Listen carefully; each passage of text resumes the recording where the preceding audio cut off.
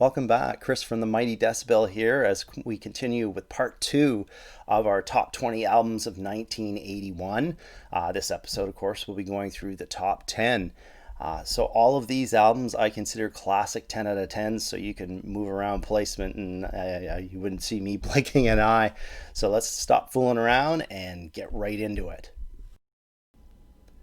We return to the new wave of British heavy metal to start our list, and it's TYGERS Zapantang with Crazy Nights. So earlier in 1981, the band had issued Spellbound, which signaled that the band was going into more mature metal territory after the Raw and Ravage Wildcat that was issued the year previous. The album's good, but I found the songwriting production a little lacking.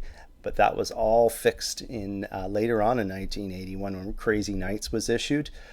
Here, the songwriting is superb, the production values are molten, and the inclusion of John Sykes at the guitar slot really pays off. Excellent album.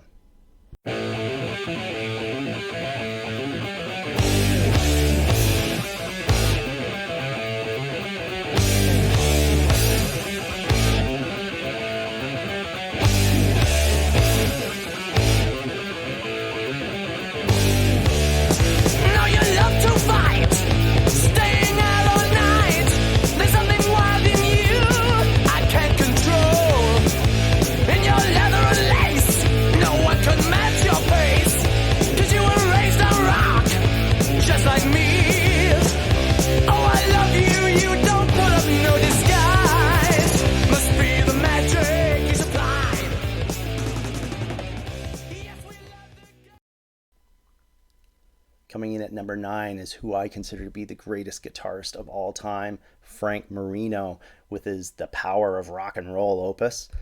So those headbangers and hard rockers that were put off by some of his psychedelic and bluesy and jazzy playing in the past, this is the album you need to check out. The whole album is definitely his most aggressive and hard rock based album, over which he puts in some of his most histrionic lead guitar work that will rip your head off. Excellent stuff.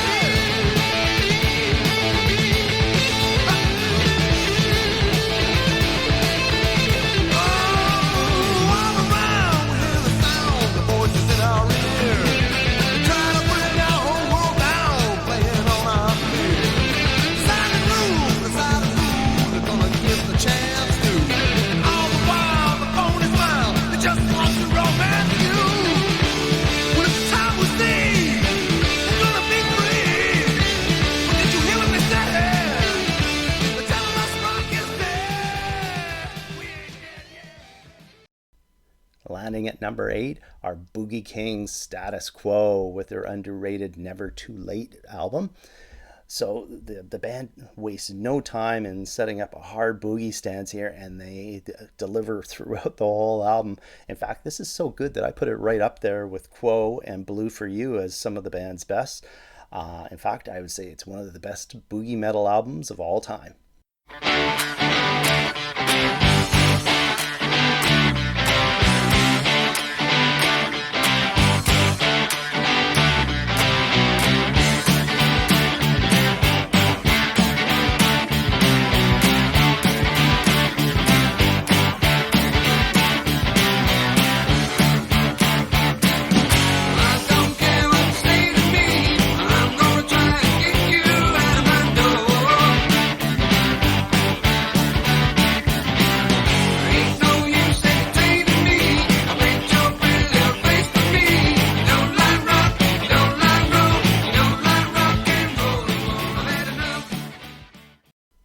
Some southern rock for you at number 7. It's Blackfoot with Marauder, and they set the tone early with one of the heaviest southern rock songs of all time, Good Morning.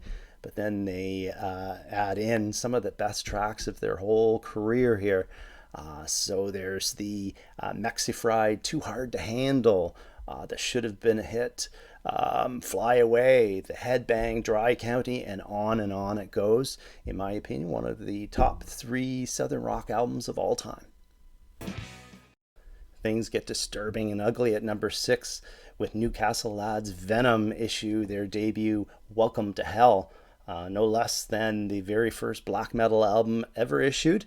The lads had their tongue firmly planted in their cheek, embracing Beelzebub and destroying their instruments in the process. Some may call this noise, but the truth is that it predates black metal, death metal, and thrash.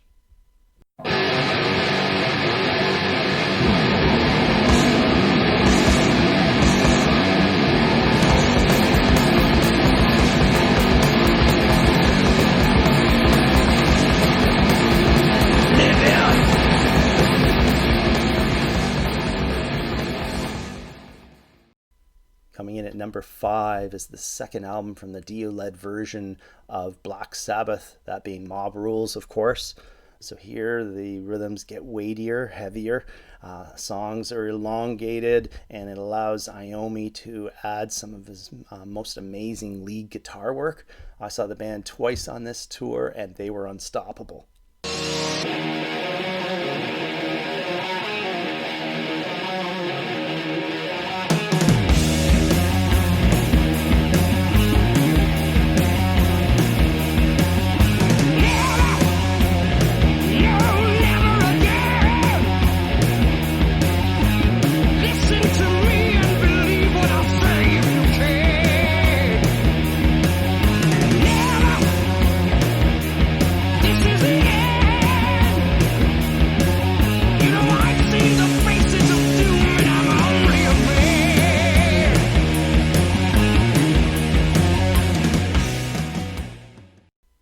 Coming in at number 4 is the second and last album from the Snowy White version of Thin Lizzy, that being Renegade.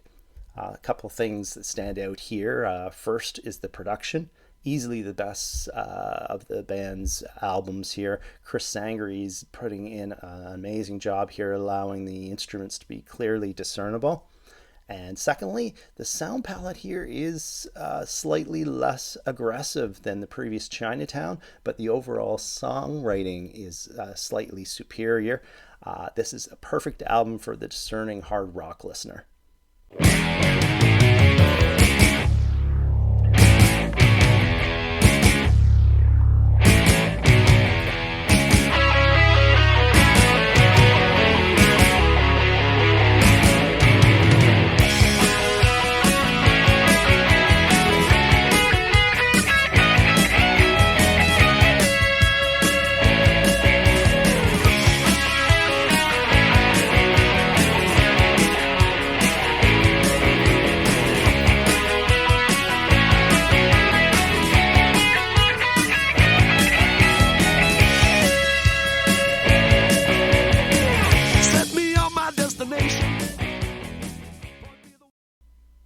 Landing at number 3 are my hometown heroes, Rush, with their blockbuster Moving Pictures.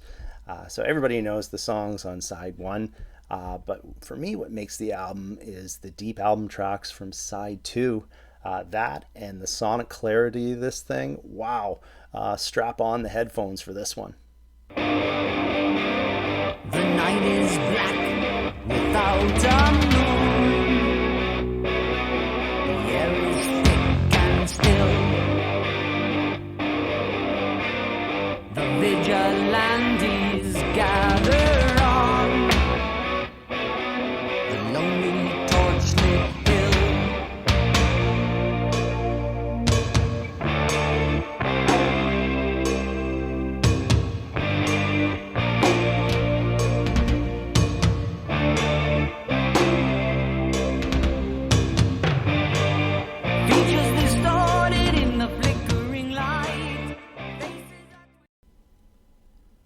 Okay, we're down to the top 2 albums of 1981, and landing at number 2 is what I consider to be one of the greatest US heavy metal albums of all time, Fire Down Under by RIOT.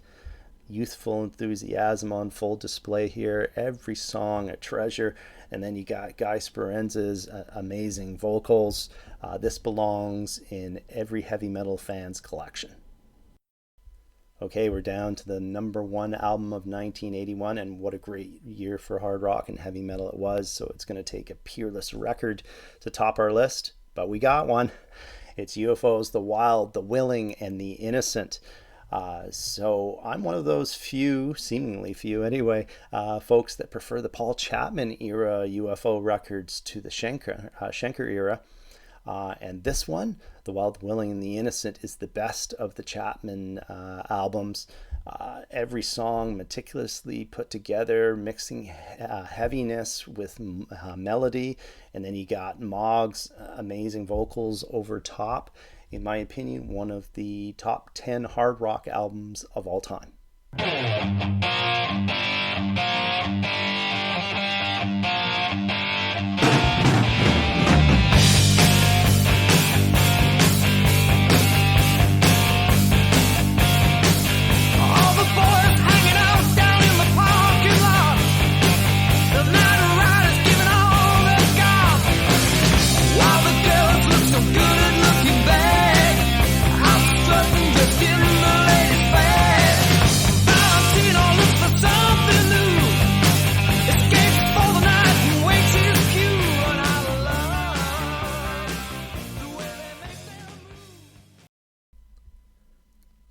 So there you have it, our top album of 1981 being UFO's The Wild, The Willing, and The Innocent. As I've been saying, 1981 was amazing, and naming the top 20 isn't enough in my opinion. There's so much coming out that year. So I'm going to also add a Killed Me Not to Include section here. Those being Fair Warning by Van Halen, the last of the classic first four albums from the band. Then there was also the best album from Triumph, Allied Forces. Speed metal originators Raven issued Rock Until You Drop. Then there was Hit and Run from Girl School. And here's a relatively obscure one that you can check out if you haven't heard. It's Fleet Street by Fist, or Mayo Fist outside Canada. Some other albums of note that came out that didn't make our list was Ozzy Osbourne, Diary of a Madman, Rainbow, Difficult to Cure, the Michael Schenker Group, debut MSG, Y&T Earthshaker, Southern Rockers Molly Hatchet issued Take No Prisoners. Then a couple of solo efforts out of the Aerosmith camp, the first being Joe Perry Project, I've Got the Rock and Rolls Again, and Brad Whitford joined forces with Ted Nugent's Derek St. Holmes for the Whitford St. Holmes self-titled debut. And also another debut, Too Fast for Love from Motley Crue. Not all was good in 1981, unfortunately, though there were a few disappointments. First one being AC/DC's For Those About to Rock, which was a lame follow-up to the mega-selling Back in Black. Then there were ZZ Top's Tame El Loco. And lastly, Ramones' Pleasant Dreams. So thanks for joining us. Remember to check in on Monday, though, for our latest New Release Monday podcast, where we'll be looking at new hard and heavy albums. Have a great one. Bye.